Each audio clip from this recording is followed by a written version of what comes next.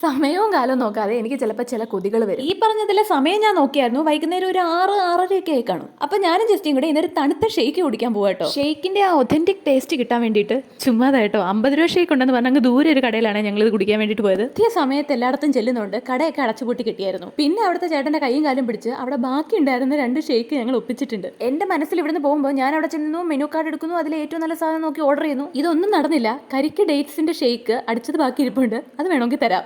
പിന്നെ ഉള്ളതും വാങ്ങിക്കഴിച്ച് ചുമച്ച് കുരച്ച് ഞാൻ അവിടെ നിറഞ്ഞിട്ടുണ്ട്.